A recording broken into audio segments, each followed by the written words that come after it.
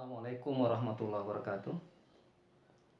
Saudaraku yang saya cintai, pada kali ini saya ingin mencoba membahas hubungan nilai-nilai siri yang ada dalam falsafah Bugis dengan hubungannya nilai-nilai Islam dalam budaya malu. Sebagaimana kita ketahui bersama bahwa jikalau kita menerjemahkan kata siri ke dalam bahasa Indonesia itu secara letterlet itu artinya malu. Namun bukan hanya malu tetapi lebih dari malu pada arti sebenarnya. Mungkin saya ingin mengupas sedikit dengan mengaitkan dalam Islam. Di dalam ajaran Islam itu, malu adalah bagian daripada keimanan seseorang. Jikalau orang memiliki rasa malu, berarti mereka memiliki iman di dalam hatinya. Karena malu itu ada 70 cabangnya. Cabang yang tertinggi itu namanya, malu itu adalah kalimat La ilaha illallah. Puncak tertinggi keimanan adalah La ilaha illallah. Sementara keimanan yang terendah adalah menyingkirkan duri, paku, atau segala hal yang menghalangi orang di jalanan. Menyingkirkan untuk kepentingan orang banyak. Itu bagian daripada iman dan itu serendah-rendahnya iman. Dan malu itu al-haya'u minal iman. Malu itu bagian daripada keimanan. Jadi orang beriman itu pasti memiliki rasa malu. Dalam Islam, malu itu ada 3. Malu kepada diri sendiri, malu kepada orang lain, dan malu kepada Allah. Malu kepada diri sendiri itu adalah ketika tidak mampu memenuhi hak-hak kemanusiaannya. Selaku manusia, dia selaku hamba kepada Allah Subhanahu wa taala, dia harus tunduk. Ketika dia tidak mampu menundukkan jiwanya untuk tunduk patuh kepada perintah Allah, mereka harus malu kepada diri sendiri.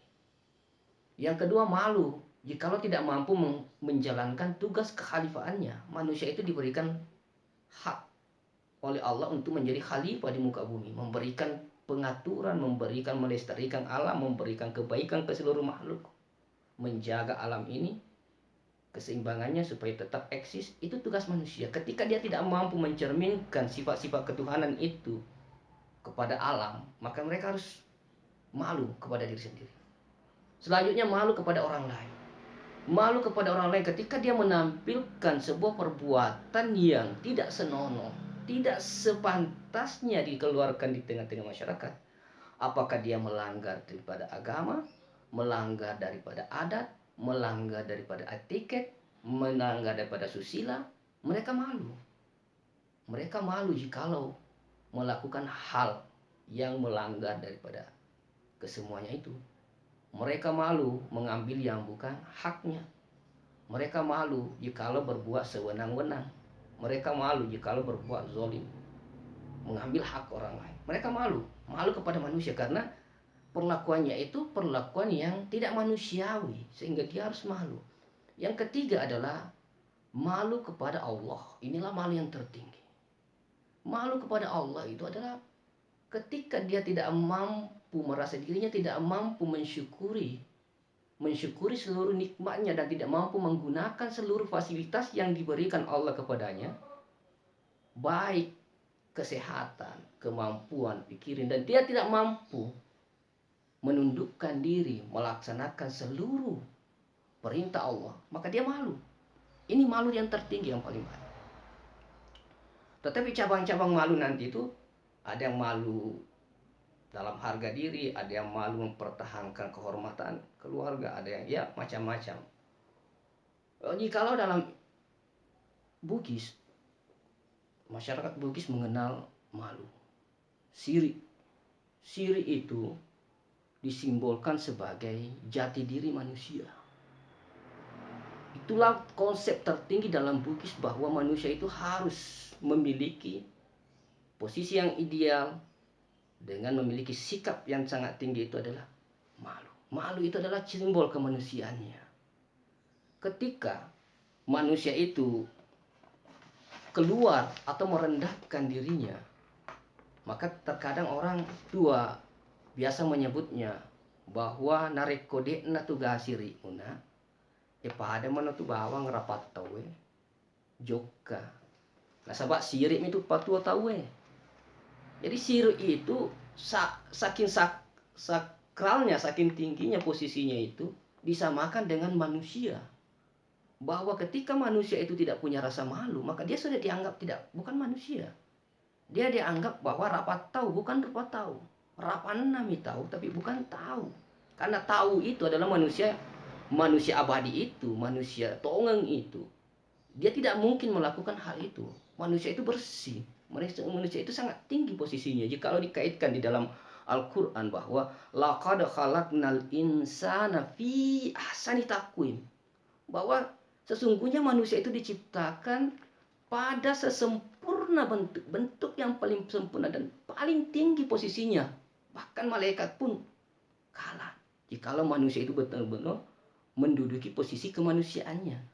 Namun ketika dia menjatuhkan diri manusiaannya, melakukan hal-hal yang tidak senonoh, maka dia turun ke bawah.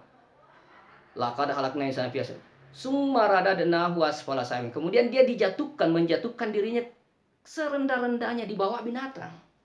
Kenapa posisinya di bawah binatang? Karena binatang itu memang tidak memiliki akal. Dia tidak mampu berpikir, tetapi manusia itu memiliki akal. Kenapa dia melakukan hal-hal yang tidak senonoh itu, tidak sepantasnya selaku manusia? Ya. Mungkin ini harus kita sadari. Mungkin kita semua pernah buat salah, tetapi ini cara kita untuk saling mengingatkan bahwa mari kita menempatkan posisi kita kepada posisi kemanusiaan kita pada manusia itu.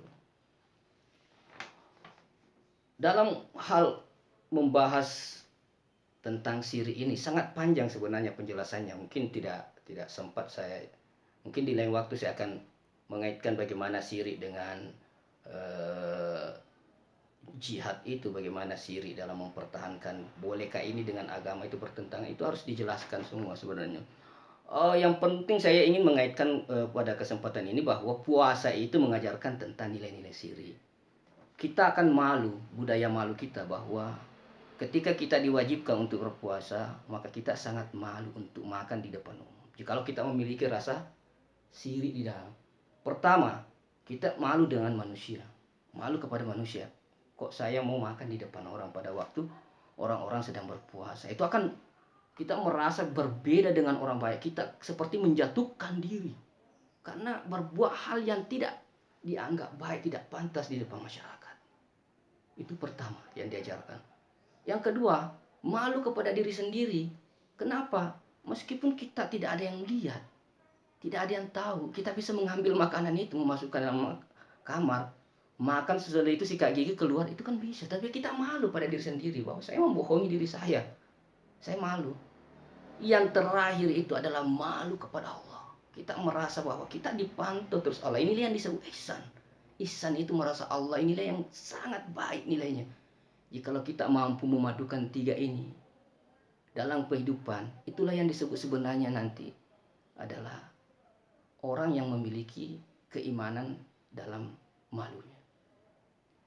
Mungkin itu yang bisa saya sampaikan. Di lain waktu saya akan lanjutkan bagaimana malu siri itu kaitannya dengan pesih, bagaimana malu itu kaitannya dengan hal-hal yang baik, bagaimana malu itu kaitannya dengan hal yang tidak baik, yang tidak pantas sebenarnya. Yang kadang juga malu itu ditafsirkan keluar dari konteks atau bertentangan dengan ajaran agama. Tentunya kita mau menselaraskan, menjalankan dua-duanya sehingga tidak ada benturan. Di samping kita melaksanakan pesan agama, juga pesan orang-orang tua kita dahulu. Mungkin itu yang bisa saya sampaikan, mudah-mudahan ada manfaatnya. Mohon maaf nareko engka ada tapa salah, silakan diluruskan, kami siap menerima saran. Assalamualaikum warahmatullahi wabarakatuh.